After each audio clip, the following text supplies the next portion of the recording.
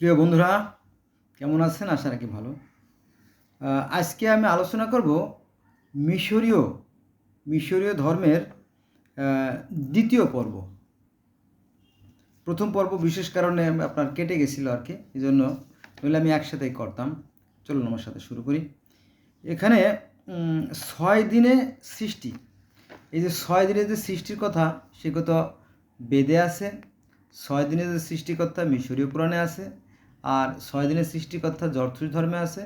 ৬ দিনের সৃষ্টিকর্তা তাওরাত, জব্বুর, ইনজিল, বাইবেল, কোরআনে আছে। সব জায়গায় ৬ দিন, ৬ দিন, ৬ দিন, ৬ দিন, ৬ দিন, ৬ দিনে সৃষ্টির বর্ণনা আছে। তো এখানে কি আছে দেখি আমরা। এখানে আছে নান। নান মানে পানি। পানি বা জল বা ওয়াটার যাই বলেন। নান বা পানিতে মহাজাগতিক ডিম থেকে পদ্মফুল পদ্মফুলের মতো প্রকাশিত হয়। পদ্মফুলের থেকে অন্ধকার ও আলোর পাখি অর্থাৎ সূর্য, পৃথিবী, স্বর্গ, নরক ও রায়ের জন্ম। প্রথমে ঈশ্বর এবং মানুষ একসঙ্গে বসবাস করত। পরে আপনার যে শ্বেত এবং আইসিস তারা দুই ভাই মারামারি খুনোখুনি করে আর কি ৮০ বছর ধরে। পরে সৃষ্টিকর্তা অসন্তুষ্ট হয়ে তিনি কী করে যান, তিনি বাতাসের যে দেবতা নোট তাকে বলে যে তুমি আমাকে স্বর্গে নিয়ে যাও, আমি এদের সাথে থাকতে চাই না। তারপরে বিচ্ছিন্ন হয়ে গেলো। যেমন আদম হাওয়া একসাথে জান্নাতে ছিল। পরে যখন আদম হাওয়া সৃষ্টিকর্তার কথা মান্য করলো না, অমান্য করে গন্ধব ফল খেলো, তখন সৃষ্টিকর্তা কী করলেন, আদম হাওয়াকে স্বর্গ থেকে নামিয়ে দিলেন যেমন কথা আছে। আর এখানে সৃষ্টিকর্তা পৃথিবী থেকে স্বর্গে চলে গেলেন। একটু উলট পালট আর কি, একই বিষয় একটু উলট পালট। আচ্ছা, এবার আসেন। এরপরে যখন আইসিসকে তার ভাই শ্বেত হত্যা করে ফেলে, তখন আইসিসের স্ত্রী ওসাইরিস তিনি সৃষ্টিকর্তার কাছে দাবি জানান যে আমার স্বামী তো নিষ্পাপ, তাকে বিনা অপরাধে হত্যা করা হয়েছে, এর বিচার চাই আমি। তখন বলল যে ভারী অন্যায়। দেবতা, যারা দেবতা অর্থাৎ সৃষ্টিকর্তা এবং তার যে কাছাকাছি যে সমস্ত ফেরেশতারা, তারা বসে গেল মিটিংয়ে এবং বলল হ্যাঁ ঠিকই তো, একজন নিষ্পাপ নিরপরাধ মানুষকে কেন হত্যা করা হলো। তখন দেবতারা তাকে কী করে, প্রাণ ফিরিয়ে দেয়। কাকে? সেই আইসিসকে প্রাণ ফিরিয়ে দেয়। সেও আবার কী করলো, ঈশ্বর তো চলে গেল, ঈশ্বর চলে গেল বাতাসে। এবার একটু ভালো করে খেয়াল রাখবেন যে ঈশ্বর যিনি সৃষ্টিকর্তা, যিনি অলমাইটি ক্রিয়েটর, তিনি আপনার বাতাসের যে দেবতা নোট, তাকে বললো যে তুমি আমাকে স্বর্গে নিয়ে যাও। তিনি বাতাসের যানবাহনে করে তিনি স্বর্গে চলে গেলেন। আর এখানে যে আইসিস অর্থাৎ যাকে হত্যা করা হয়েছিল, সে যখন প্রাণ ফিরে পেল, সে বলল যে আমিও আর এই পৃথিবীতে থাকবো না, কারণ এই পৃথিবীটা ভালো না, পৃথিবীটা ভালো না, এখানে শুধু মারামারি কাটাকাটি খুনোখুনি, আমিও এখান থেকে চলে যাব। তো তারপর সে কী করলো, সে গরুর প্রতিমূর্তিতে স্বর্গে চলে যায়। তার মানে স্বর্গে সম্ভবত গরু আছে। আমাদের সনাতন ধর্মের যে ভাইয়েরা আছে, তারা এই গরুকে দেবতা হিসেবে মানে বা মা হিসেবে সম্বন্ধ করে। এই গরুর একটা গুরুত্ব আছে। আবার এখানে আমরা মিশরীয় ধর্মে দেখলাম যে সেই যে স্বর্গে গরুর প্রতিপত্তি চলে গেল, কে চলে গেল, ওই যে আপনার আইসিস অর্থাৎ শ্বেত যার ভাইকে হত্যা করেছিল, মানে পরকালের যিনি মানে দেবতা, পরকালের যিনি দেবতা হবেন তিনি হচ্ছে আইসিস। তো এই আইসিসের স্ত্রী তার যে খণ্ড দেহ পৃথিবীর বিভিন্ন প্রান্তে ফেলাই দিছিল, তো সেই খণ্ডিত দেহ জোগাড় করে নিয়ে আসে। তবে একটা খণ্ড পাওয়া গেছিল না, সেখানে অন্য কিছু একটা দিয়ে জোড়াতালি দিয়ে পরে সেটা করা হয়েছিল, এরকম কাহিনী আরও অন্য ধর্মে আছে, সেখানে আজকে যাব না। তো এই হলো বিষয়, বুঝছেন। পরে সেও চলে গেল। তবে হ্যাঁ, যাওয়ার আগে এই যে শ্বেত ওসাইরিস আর আইসিস মানে স্বামী স্ত্রী, এদের সাথে মিলনের ফলে আরও একটা নতুন ছেলে হয়েছিল। সেই ছেলে পরেতে রাজা হয় এবং তার সেই পিতাকে হত্যা করার যে প্রতিশোধ, সেই প্রতিশোধ গ্রহণ করেছিল। এগুলো নিয়ে বিশাল কাহিনী আছে বন্ধুরা। 50টা ভিডিও যদি আমি করি তাহলে বোধহয় ফুরাবে না, কিন্তু সেখানে আমি যাব না। আপনারা বুঝে নিন বিষয়গুলো যে এই একই ধরনের বর্ণনা বিভিন্ন গ্রন্থে বর্ণিত আছে, তবে বিভিন্নভাবে। আচ্ছা, নতুন পৃথিবী, ওই যে আপনার যে যিনি ঈশ্বর, এক এবং অদ্বিতীয় ঈশ্বর, তিনি রাগ করে বাতাসের দেবতা তার নুটকে বললো আমাকে স্বর্গে নিয়েছিল, স্বর্গে চলে গেল। তারপরে এদিকে আবার সেই যে আইসিস, যিনি ভদ্রলোক ছিল আর কি, সভ্য ছিল, তাকে যে হত্যা করা হলো, পরে তার যখন দেবতা প্রাণ ফিরে দিল, সেও বলো যে না, আমিও এই পৃথিবীতে থাকবো না, এই পৃথিবী ভালো না, এই পৃথিবীতে মানুষ খালি বদমাইশ, খালি মারামারি কাটাকাটি গুনোগুনি করে, আমিও স্বর্গে চলে যাব, সেও স্বর্গে চলে গেল। তারপরে পৃথিবী অন্ধকারে পড়ে রইল, পৃথিবী অন্ধকারে পড়ে রইল। পৃথিবী যে অন্ধকারে ছিল, এই কাহিনী আবার দেখবেন কোরআনে আছে, তাওরাত, জব্বুর, ইনজিল, বাইবেলেও আছে যে পৃথিবীতে অন্ধকার ছিল, চারিদিকে ছিল অন্ধকার অন্ধকার, বেদেও আছে অন্ধকারের কথা। কী যে রহস্য, এটা আমরা ভেদ করা বেশ কঠিন। তো পৃথিবীটা ছিল চারিদিকে অন্ধকার অন্ধকার আর কালো পানি, আর তার ভিতরে ছিল মানে তার উপরে ঈশ্বর বোম্বা ছিল, অর্থাৎ মানে পানির উপর ঈশ্বর অবস্থান করতেছিল, যেটা আমাদের ইসলাম ধর্মের কোরআন শরীফের হুদের 7 নম্বরে আছে যে ঈশ্বর পানির উপর ছিল। এখানে প্রশ্ন থেকে যায় যে ঈশ্বর যদি পানির উপরে থাকেন, ঈশ্বর যদি পানির উপরে থেকে থাকেন, তাহলে এই পানিটা কোথায় ছিল, কিসের উপর ছিল, একটা প্রশ্ন থেকে যায়। এই প্রশ্নের উত্তর তো একেবারে দেয় না, কে দিতে পারবে জানি না। যাক, তারপরে থোত থোত থোত থকার থো আত্ম থোত কী করলো, পৃথিবীতে আবার নতুন করে আবার আলো বা সূর্য নিয়ে আসলো। হয়তো সৃষ্টিকর্তা রাকে বললো যে দেখেন, এত সুন্দর পৃথিবীটা, এত যত্ন করে গড়া পৃথিবী, সেখান থেকে সব দেবতারা চলে আসছে, আপনিও চলে আসছেন, এখন পৃথিবীটা অন্ধকারে পড়ে রয়েছে, পৃথিবীটা একটু চালু করি না, তাই না? তো তারপরে আবার কী করলো, থোত পৃথিবীতে আবার আলো অর্থাৎ সূর্য নিয়ে আসলো। এই সূর্য আবার প্রতিদিন চক্রাকারে ঘুরতে লাগলো, আর পৃথিবীর যে খাদ্য উৎপাদন প্রক্রিয়া অর্থাৎ সালোক সংশ্লেষ প্রক্রিয়া কার্য শুরু হয়ে গেল, আবার পৃথিবীতে জীবের আবির্ভাব ঘটলো, আবার পৃথিবী চলতে থাকে।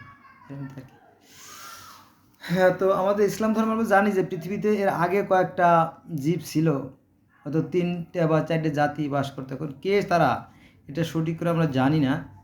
আবার কেউ কেউ বলে এখানে ডাইনোসর ছিল, আবার ডাইনোসরের কথা কোরআনে নাই। প্রকৃত সত্যটা খুঁজে বের করা আসলেই কষ্টসাধ্য, যাকে আমরা জানি না। তবে সবচেয়ে বড় যে কথা, সেটা হচ্ছে যে এই যে বিশ্ব ব্রহ্মাণ্ড সুশৃঙ্খল ও সুনিয়ন্ত্রিতভাবে পরিচালিত আছে, নিঃসন্দেহে পিছনে শক্তি আছে। হ্যাঁ, একজন সৃষ্টিকর্তা অবশ্যই আছে, সে যে নামে ডাকুক। এই জন্য আসুন আমরা ভালো কাজ করি, ভালো কাজের ফল কখনো খারাপ হয় না, আর খারাপ কাজের ফল কখনোই ভালো হইতে পারে না, এটাই সবচেয়ে চূড়ান্ত। আসুন আমরা ভালো হই। আমরা এই পৃথিবীর মায়ায় পড়ে আমরা অনেক সময় ক্ষতিকর কাজ করে ফেলা, এটা বড়ই কষ্টসাধ্য ব্যাপার। যাক, আসেন কী হয়েছিল যখন তোর সূর্য প্রতিদিন উঠা শুরু করলো, তারপরে পাতাল থেকে উঠে আসে পাতাল থেকে, তারপর সাপ মিথ্যুক আত্মা খেয়ে ফেলে। নুট হলো আকাশের, গোব হলো মাটির ঈশ্বর। এখানে দুটো ঈশ্বর আছে। ঈশ্বর বলতে এইগুলো কিন্তু ঈশা আছে, অন্য অনেক ধর্মে আছে, যেমন গ্রিক পুরাণ ধর্মে আছে। নুট হচ্ছে বাতাস বা আকাশের দেবতা, আর গোব হলো মাটির ঈশ্বর। মানে দুটো শক্তি ছাড়া হয় না, কিন্তু উপর থেকে বাড়ি বর্ষণ করা হয়। অর্থাৎ আমরা যদি পানিটাকে বীর্যরূপে ধরি, তাই না, পানি যে বৃষ্টির পানিগুলো যদি বীর্যরূপে ধরি, তো এই বীর্যটা যদি আমাদের এই ভূপৃষ্ঠ অর্থাৎ মাতৃতুল্য যে আমাদের ভূমি, এই বীর্যের পানি যখন পৃথিবীতে পড়ে, তখন এখানে ফুল ফল গজাব। এই বীর্য বলতে নোংরা বীর্য না, বা দুর্গন্ধযুক্ত বা অপবিত্র কোনো বীর্য না, এটা পবিত্র বীর্যের কথা বলা হয়েছে, ঈশ্বর বীর্য। আচ্ছা, এটা আর কি। তো এখানে সেই নুট হলো আকাশ, আর নিচে গোব হলো মাটি। তো এখন উপরে আকাশ আর নিচে যদি মাটি হয়, দেখেন উপরে আকাশ আর নিচে যদি মাটি হয়, তাহলে এদের মধ্যে কীভাবে সৃষ্টি হয়, এটা একটা প্রক্রিয়ার মধ্যে, বিশেষ প্রক্রিয়ার মাধ্যমে সৃষ্টি হয়। সেটা হচ্ছে যে সূর্য যখন তাপ দেয় এবং বৃষ্টি প্রবাহিত হয়, তখন একটা আর্দ্রতা সৃষ্টি হয়। আর্দ্রতার মাধ্যমে বিশেষ প্রক্রিয়ায় সৃষ্টিকর্তা জীবের সৃষ্টি করেন। এটা আমাদের এই মানুষের ক্ষুদ্র জ্ঞান দ্বারা আসলে উপলব্ধি করা সম্ভব না, কারণ এটা গোটা পৃথিবীর লক্ষ লক্ষ কোটি কোটি প্রাণীর বিষয়, তো এটা বিশাল। আমরা যেহেতু খুবই সসীম, আর তিনি হচ্ছে অসীম সীমাহীন সেই সৃষ্টিকর্তা, তার সৃষ্টির যে পদ্ধতি, এটা আমাদের এই মানব মস্তিষ্ক এই ক্ষুদ্র জ্ঞান দ্বারা হয়তো উপলব্ধি করা আদৌ সম্ভব হবে না, কারণ তিনি একইভাবে পৃথিবীতে 33 লক্ষ প্রজাতির প্রাণী, কোটি কোটি অগণন একইভাবে খাবার দিচ্ছেন। কোনো প্রাণী পুরোপুরি বিলুপ্ত হয়ে যাচ্ছে না। এক আশ্চর্যজনক ঘটনা। যদিও যাই হোক, সূর্য, এই যে সূর্য সকালবেলা যে সূর্য ওঠে, এর আবার নাম আছে। সূর্যকে সকালবেলা হয় খেপড়ি, আর দুপুরবেলা বলা হয় রা, আর সন্ধ্যা বলা হয় আটুম। একই, এটা ব্যাপারটা এরকম। তো এখানে উদাহরণ দেওয়া যাইতে পারে যে, যেমন আমরা একই আল্লাহকে আমরা শত শত নামে ডাকি না, কখনো বলি রহিম, কেউ বলি রহমান, কেউ বলি আবার দয়ালু, কেউ বলি কাহার, মানে উনি খুব কঠিন শাস্তিদাতা, এরকম কি। তো অনেকটা এক কি সৃষ্টিকর্তার বহু নাম। আচ্ছা যান, এবার আমরা আলোচনা করব এই মিশরীয় ধর্মের যে হাবিল কাবিলের, যেমন আমাদের ইসলাম ধর্মে আছে হাবিল কাবিল ভাই ভাই কোনি করছিল। তারপরে ইসলাম সনাতন ধর্মে আছে যে স্বর্গে যুদ্ধ, দেবতাদের ওষুধের যুদ্ধ, এরকম যুদ্ধের কাহিনী বহু ধর্মে আছে। গ্রিক ধর্মে আছে আপনার অলিম্পিক আর টাইটান, তাদের মধ্যে যুদ্ধ হয়েছিল। আবার তাওরাত, জবুর, ইনজিলে, বাইবেলে ওখানেও দেখবেন যে স্বর্গে গ্যাব্রিলের সাথে ফেরেশতাদের সাথে গ্যাব্রিলের সাথে মিকাইলের একটা যুদ্ধ হয়েছিল, ভয়ঙ্কর সে যুদ্ধ। তো সেই যুদ্ধের কথা, সেই কাহিনী এই মিশরীয় ধর্মে চলে আসছে। এখানে এরমতি যে শ্বেতের সাথে হিংসা, ভ্রাতৃত্ব হত্যার কারণ। ওই যে ওসাইরিস ছিল রাজা, কিন্তু তার ছোটো ভাই শ্বেত, সে এটা মানত না, সে চায় নিজে রাজা হইতে। তখন ভাইয়ের মধ্যেও দ্বন্দ্ব হয়, এবং এই হিংসাত্মক শ্বেত কী করে, তার ভাইকে হত্যা করে নীল নদে সে আপনার ওই যে কাঠের বাক্স করে ভেসে দিয়ে, যেমন ওই যে শিশু মুসাকে যেমন ভাষায় দিয়েছিল, সেরকম ভাষায় দেওয়া হয়। হ্যাঁ, শ্বেত হচ্ছে সাপ স্বরূপ, সাপ। এখানে সাপের কথা আছে। আমাদের ইসলাম ধর্মে আমরা যদি কোরআনে দেখি, তাহলে দেখা যাবে যে সাপ কুচক্রি করে আদম এবং হাওয়াকে জান্নাত থেকে বহিষ্কৃত করে। ঠিক এই শ্বেতও সাপরূপ হয়ে ভাইদের সাথে বিভেদ সৃষ্টি করে, ফলে তার যে ভাই, ভালো ভাই, সৎ ভাই, পবিত্র ভাই, সে ভাইয়ের সাথে রাগারাগি করে সে স্বর্গে চলে যায়। আমাদের ইসলাম ধর্মে আছে স্বর্গ থেকে বিচ্যুত করা হয়, আর মিশরীয় ধর্মে আছে স্বর্গ থেকে, এই পৃথিবী থেকে স্বর্গে চলে যায়। এটাকে বলা হয় ইউরে ইয়াস সাপ অথবা সাপ। এই সাপের কথা সব ধর্মে আছে, যেমন সব ধর্ম বলতে কি, পৃথিবীর সব ধর্মে আছে। কোনটা কথা বলেন? সনাতন ধর্মে সাপ আছে, যাকে বলা হয় কালীয় দমন পর্ব। কালীয় দমন পর্বে সাপের কাহিনী আছে। তারপরে এই সাপের কথা বলা আছে ত্রিপিটক, অর্থাৎ বৌদ্ধ ধর্মে আছে সাপের কথা বলা আছে। গ্রিক ধর্মে সাপের কথা বলা আছে, রোমান ধর্মে সাপের কথা বলা আছে, এই যে মিশরীয় ধর্মে সাপের কথা বলা আছে। ইসলাম ধর্মে দেখবেন ওই যে মুসা নবীর সাথে সাপের যে কাহিনীগুলো, হ্যাঁ, এই মুসা নবীর কাহিনী আবার তাওরাত, জবুর, ইনজিল, বাইবেল, কোরআন সব জায়গায় আছে। তারপরে আবার আদম হওয়ার সাথে সাপের কাহিনী, সেটাও আছে। কোনটা সাপের কথা বলেন? এরকম সাপের একটা কাহিনী আছে, বিশেষ কাহিনী আছে। এই সাপ বলতে কি বোঝানো হয়েছে সেটা একমাত্র সৃষ্টিকর্তা ভালো জানে। যাক, চলে আমরা অন্য পর্বে যাই। ওই যে প্রথমে বলছিলাম না যে এই যে আমাদের ইসলাম ধর্মে যেমন 4 জন ফেরেশতা আছে, আজরাইল, জিবরাইল, ইসলাম, মিকাইল, 4 জন ফেরেশতা।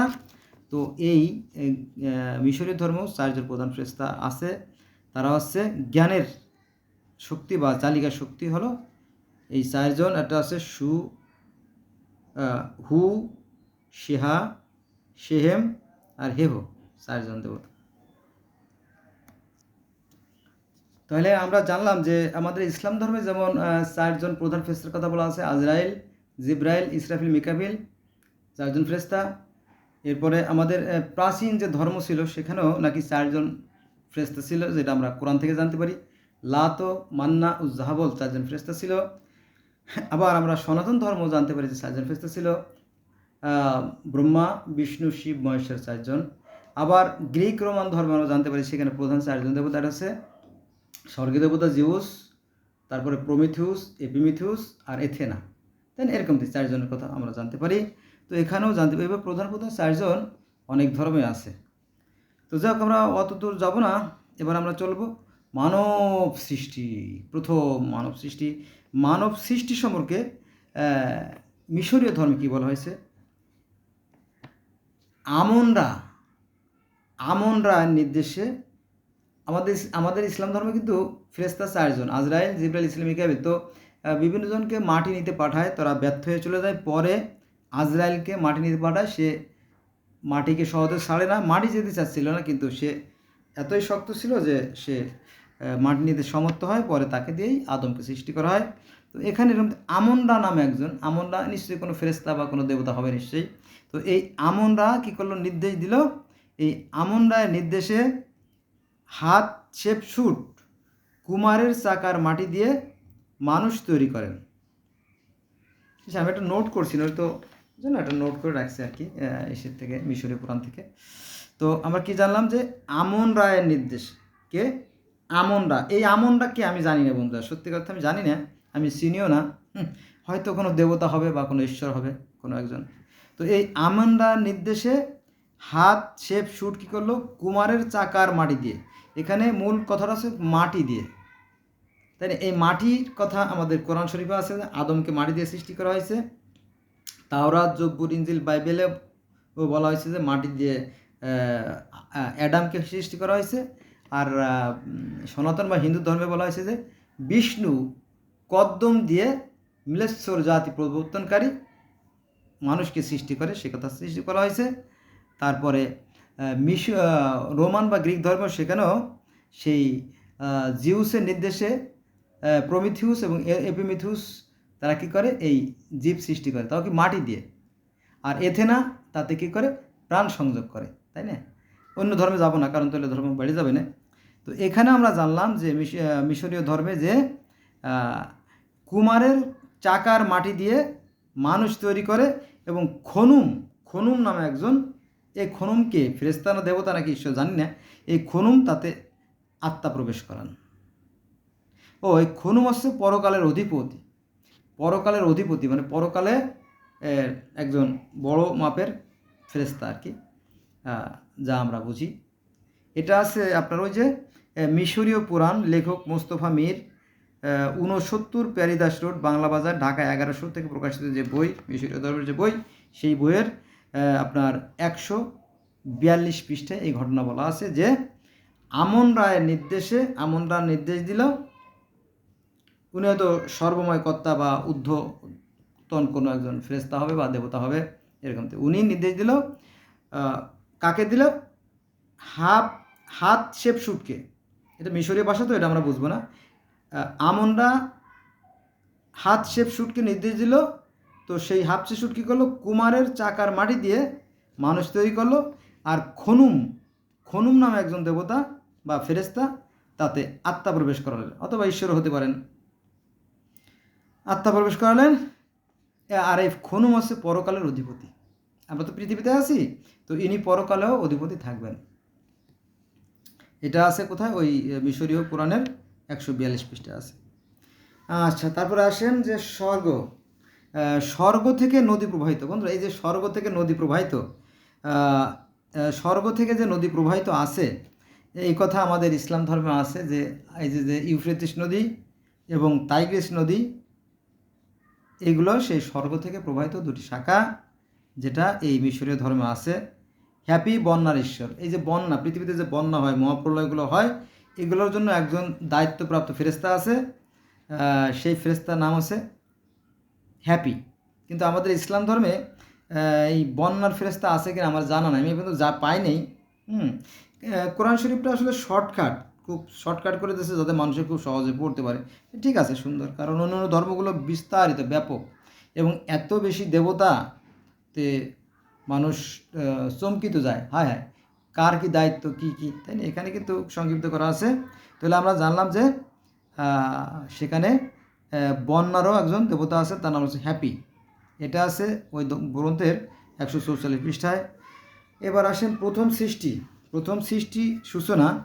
আটুম নিজের ইচ্ছা শক্তি, আটুম মানে কি, এক এবং অদ্বিতীয় ঈশ্বর, তিনি কী করলেন, নিজের ইচ্ছা শক্তি দ্বারা প্রথমে নিজেকে সৃষ্টি করেন। আটুম নিজের ইচ্ছা শক্তি দ্বারা নিজেকে সৃষ্টি করেন। আটুম অর্থ স্বয়ং সম্পূর্ণ, কারো মুখাফুকিনান, এক এবং অদ্বিতীয় সৃষ্টিকর্তা, সে কথা বলা হয়েছে এখানে। এখানে আমরা একটা তুলনা করতে পারি, সেটা হচ্ছে যে সনাতন ধর্ম এই একই কথা বলা আছে বেদে, অন্য কোনো সাধারণ কোনো গ্রন্থে না, যে সেখানে ঈশ্বর চিন্তা করলেন আমি এক থেকে একাধিক হব, তিনি প্রজা সৃষ্টি করব। তিনি কী করলেন, হস্ত, পদ, কর্ণ, নাসিকা, গৃহা, জিহ্বা, ত্বক সব কিছু সৃষ্টির ভিতরে আত্মার প্রবেশ করলেন। এটা আছে সনাতন ধর্মে। আর আমাদের ইসলাম ধর্মে আছে যে কিছুই ছিল না, পরে সৃষ্টিকর্তা সব কিছু সৃষ্টি করার পরে আদমকে সৃষ্টি করেন, এবং আদমকে সৃষ্টি করার পরে তিনি আদমের নাক দিয়ে বা মুখ দিয়ে কী করলেন, তিনি তার রুহু, হ্যাঁ কোরআনের এরকম বর্ণনা আছে যে হ্যাঁ আমি আমার রুহু আদমের মধ্যে ফুঁকে দিলাম। এবং এই আদমকে সচল করার আগে ফেরেশতাদেরকে আল্লাহ বলছিল যে আমি যখন আদমের শরীরের ভিতরে আমার রুহু ফুঁকে দেবো, তখন তোমরা তাকে সেজদা করো। এই কথাটা কোরআনের সূরা আল বাকারা, অর্থাৎ সূরা ফাতিহা তো দোয়া, মানে প্রথম সূরাই বাকারা বলতে পারেন, অথবা দ্বিতীয় সূরা বলতে পারেন বাকারা। তো এই বাকারায় এই কাহিনীটা আছে। আল্লাহ বলছিল ফেরেশতাদের যে আমি যখন আদমের মুখের ভিতরে আমার রুহু ফুঁকে দেবো, তখন সে যখন সচল হয়ে উঠবে, তখন তোমরা তাকে সেজদা করো। এই কথাটা বলা আছে কোরআনে।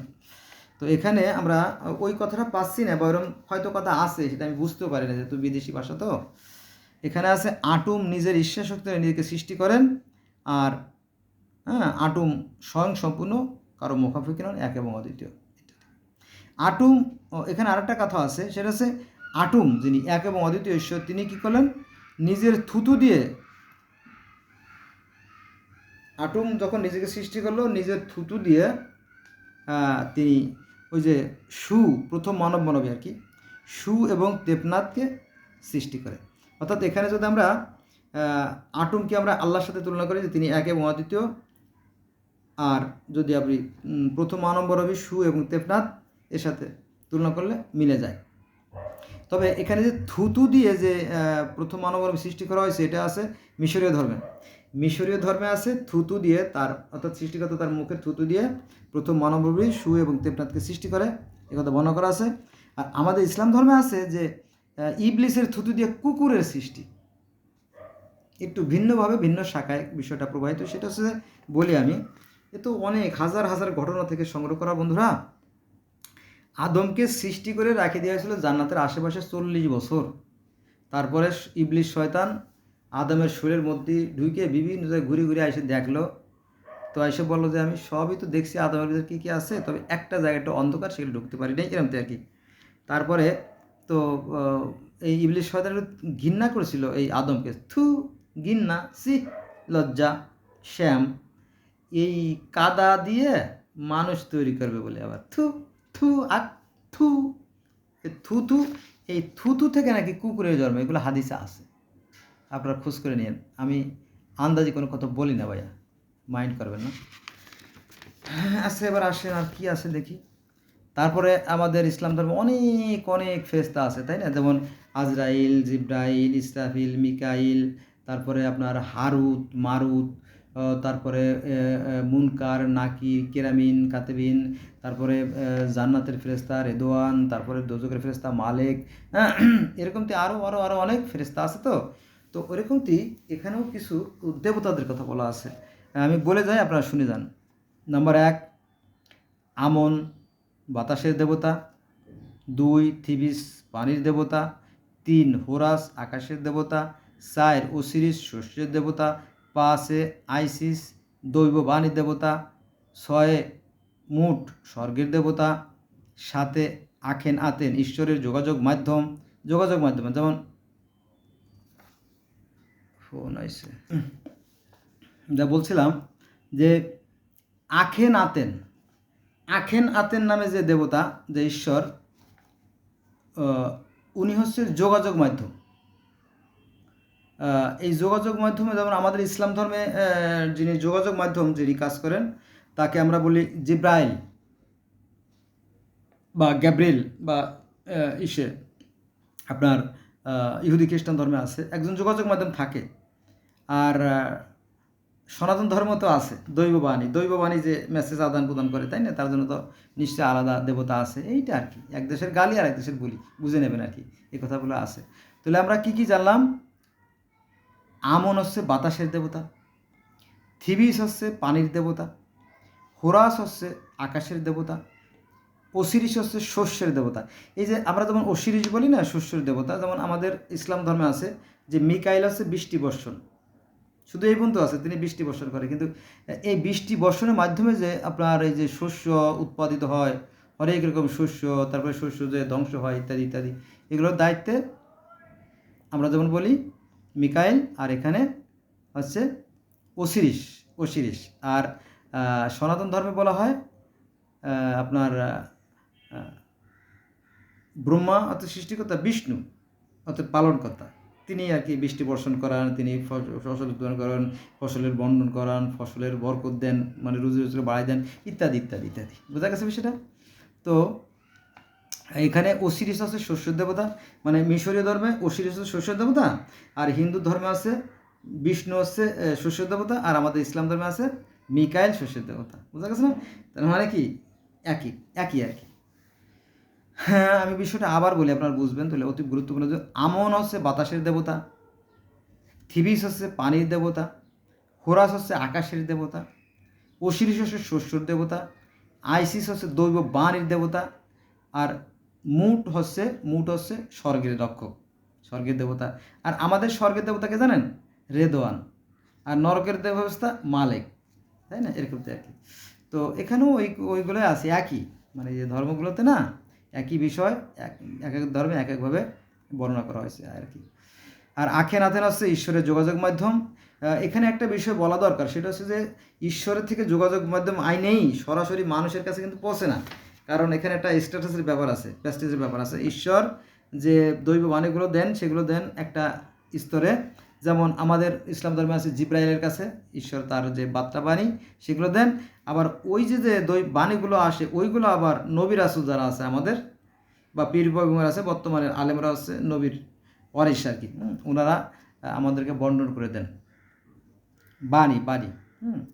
তবে এরকম তো বিষয়টা এরকম আর কি। তাহলে আমরা জানান আখেনাতেন হচ্ছে ঈশ্বরের যোগাযোগ মাধ্যম। ঈশ্বর ওই আখেনাতেন যারা তাদের সাথে যোগাযোগ করতেন। আর বর্তমানে যে কী বলবো, কাদের সাথে যোগাযোগ করে আমি জানি না। বর্তমানে সম্ভবত আমাদের আলেম ওলামা যারা আছে তাদের সাথে আল্লাহ পাক বোধহয় সরাসরি কথা বলেন হয়তো। আর আগে নবী রাসূলদের সাথে আল্লাহ পাক কথা বলতেন, এরকম যে বিষয়টা হবে। আচ্ছা, খনম হচ্ছে দৈব বাণীর প্রচারক। দেখেন, দৈব বাণী আসতেছে এক জায়গায়, সেখান থেকে আবার বন্টন হচ্ছে, সেখান থেকে আবার প্রচার হচ্ছে। হ্যাঁ, যেমন বিভিন্ন দলে যেমন প্রচার সম্পাদক, তাই না? তারপরে আপনার কোষাধ্যক্ষ, তারপরে প্রচার সম্পাদক, তারপরে আপনার আরও অনেকগুলো ডিপার্টমেন্ট থাকে, তাই না? তো ঠিক ওরকম তো এখানে আছে খনম নামে যিনি হচ্ছে দৈববাণী প্রচারক, ভাগ্য নিয়ন্ত্রক। একজনের ভাগ্য ভালো ছিল, মন্দ হয়ে গেছে, আবার একজনের মন্দ ভাগ্য, সে চেষ্টার মাধ্যমে সে আবার তার ভাগ্যকে পরিবর্তন করছে, সৃষ্টিকর্তা তাকে আবার সফলতা দিয়েছেন। হতে পারে না? একটা ছেলে ফেল করছে, একটা ছেলে পরীক্ষা ফেল করছে, তো শিক্ষক বলেন তুমি আবার পরীক্ষা দাও। সেই ছেলে আবার লেখাপড়া করে আবার পরীক্ষা দিল, সে পরের বছর পাস করছে। হইতে পারে না? এটা যদি হইতে পারে তাহলে এটাও হইতে পারে, এটাও যদি হইতে পারে তাহলে এটাও হইতে পারে। সেই কথা বলা হয়েছে। কোনো দৈববাণী প্রচারক এবং ভাগ্য নিয়ন্ত্রক একজন ফেরেশতা আছে। ভাগ্য কিন্তু পরিবর্তন করা সম্ভব চেষ্টার মাধ্যমে। কপাল পড়ে আবার কপাল ভালো হয় না? এটাই সত্যি। তো সেই কথা এখানে বলে আসছে যে তাহলে খনুম হচ্ছে নিজেকে সৃষ্টি করে 4টি পিলারের উপর সব কিছু। 4টি পিলার, এই 4টি পিলার বন্ধু আমি পাইনি। এই 4টি পিলারের কথা কি যে বলা হয়েছে এটা আমি জানি না। তবে 4টি পিলার বলতে কি ওই 4জন ফেরেশতা, যে হু শেহা শেহে মেহ 4জন ফেরেশতার কথা বলা হয়েছে কিনা তা আমি জানি না আর কি, কারণ বিদেশি ভাষা তো এটা পড়তে বেশ জটিল, বুঝছেন, বোঝা যায় না। যাই হোক, আমার ভুল ত্রুটিগুলো ক্ষমা সুন্দর দৃষ্টি দেখবেন। ভুল হইতে পারে, একটু আর ম্যান, ভুল করা মানুষের স্বভাব। আমিও ভুলের ঊর্ধ্বে কেউ নই। এখন আমি 4-5টা শব্দ বলবো, আপনারা খেয়াল করবেন। যেমন হিন্দুরা, যাজক। যাজক হচ্ছে ইহুদি খ্রিস্টানদের কথা। যাজক মানে ধর্মগুরু।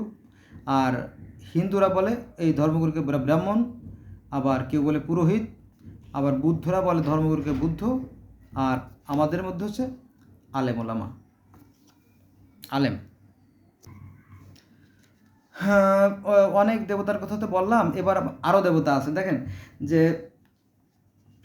এখানে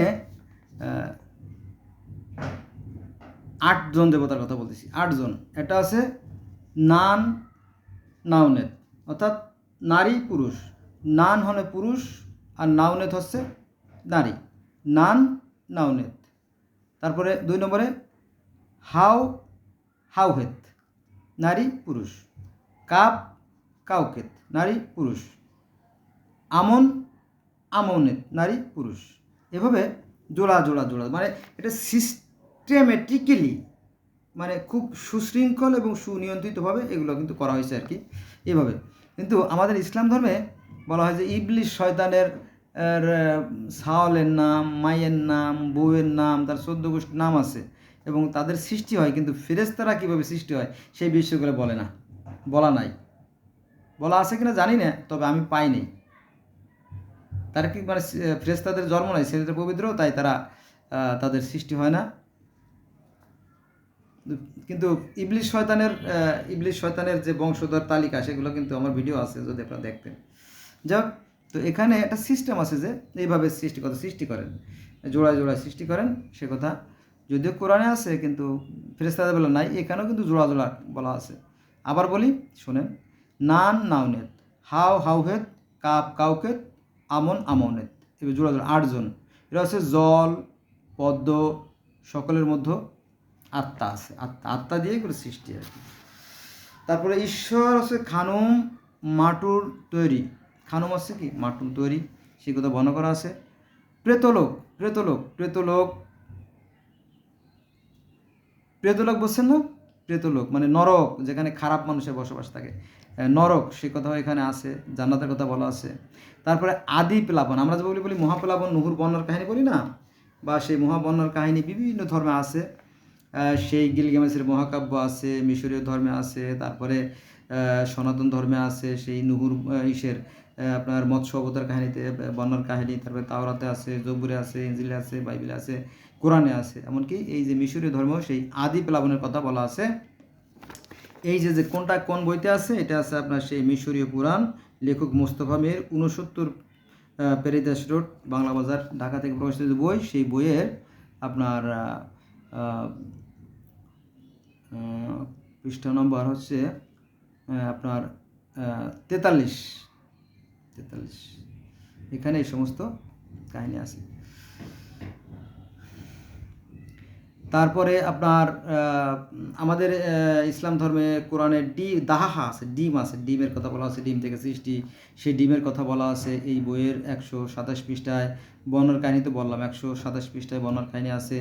গরু, এই যে গরু, এই গরুও আছে, এই মিশরীয় ধর্মে গরুর কথা বলা আছে 127 পৃষ্ঠায়। আমি সেখানে যাবো না, শেষ করে দিচ্ছি ভিডিওটা।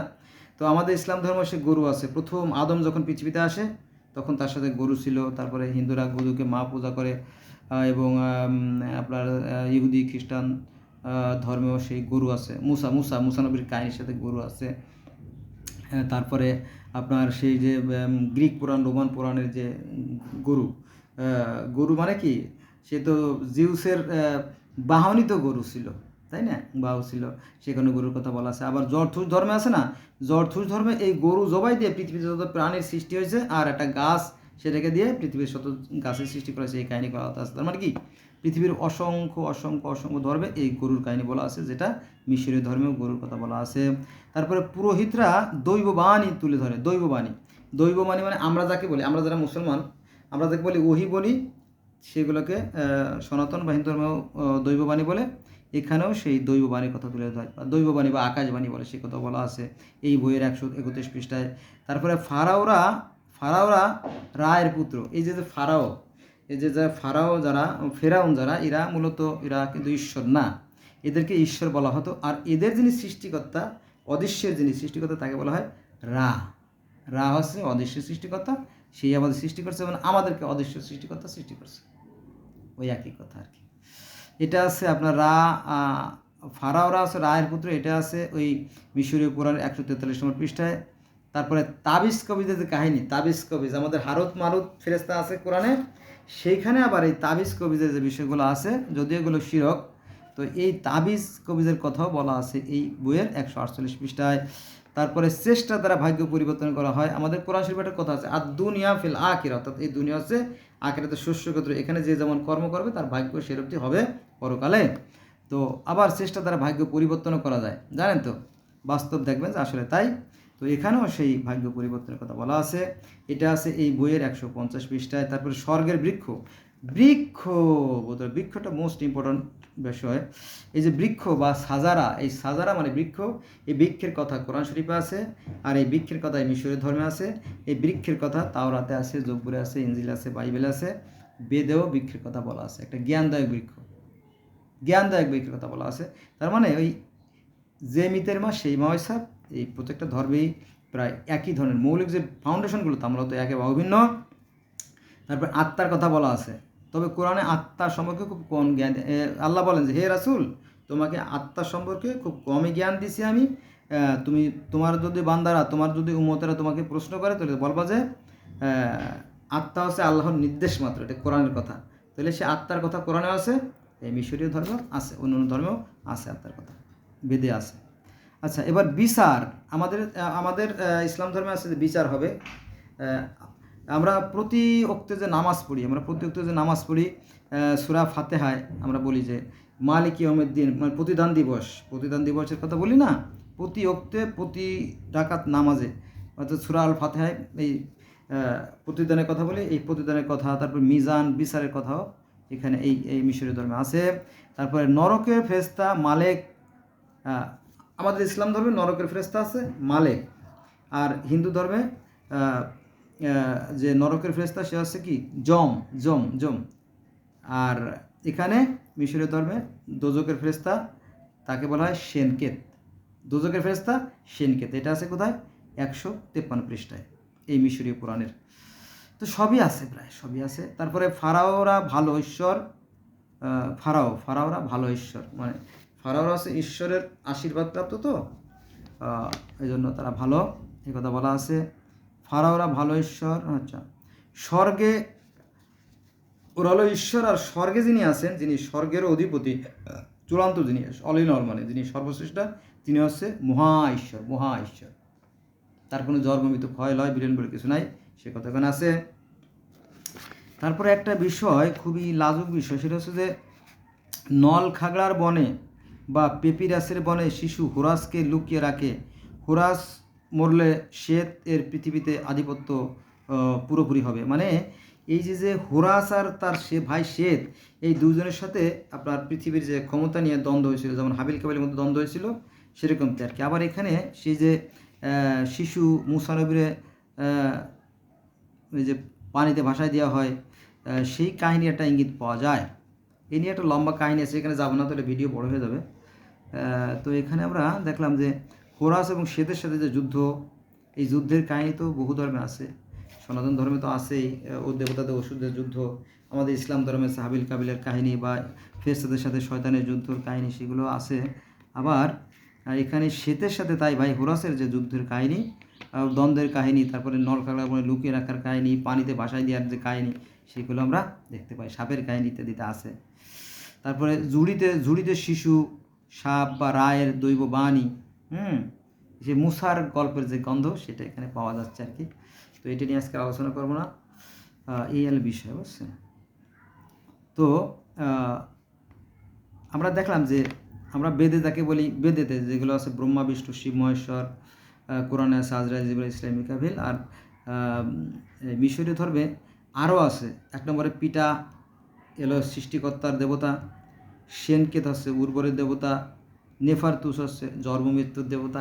হ্যাঁ, এখানেও কিন্তু দেবতা কম না, কিন্তু আমাদের ইসলাম ধর্মের শর্ট করে ফেলা নিয়ে হয়। যে এই যে জন্ম মৃত্যু কে করেন, হ্যাঁ, এই সমস্ত নিয়ে কিন্তু বিস্তারিত নাই। একটু মানে সংক্ষিপ্ত করে যেগুলো দরকার সেগুলো দিয়ে বোধহয় কোরআন শরীফটা তরা করা হয়েছে, এটা আর কি। এটা সৃষ্টিকর্তা ভালো জানে কোনটা সঠিক কোনটা বেঠিক বন্ধুরা। তো আসলে এই অল্প সময়ের মধ্যে দিয়ে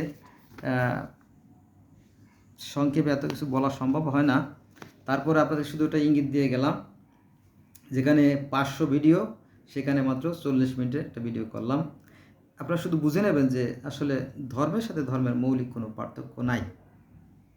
এক দেশের গালি আর এক দেশের বলি একই বিষয়। তো সর্বশেষ যে অনুরোধ সেটা বলবো যে so let's go from today we shall never call for the religion. চলেন আজ থেকে আমরা ধর্ম নিয়ে বাড়াবাড়ি করবো না, আমরা পৃথিবীর সকল মানুষ ভাই ভাই। হ্যাঁ, আমরা যদি এরকম করি তাহলে আমাদের ধর্ম নিয়ে কিন্তু অসংখ্য মানুষ মারা যায়, হ্যাঁ, মানে হিংসা বাদাবাদি এগুলো বোধহয় কমে যাবে, ঠিক কিনা? যাক, তো ভুল ত্রুটি ক্ষমা সুন্দর দৃষ্টি দেখবেন আর আমার জন্য দোয়া করবেন। সবাই ভালো থাকবেন। আল্লাহ হাফেজ।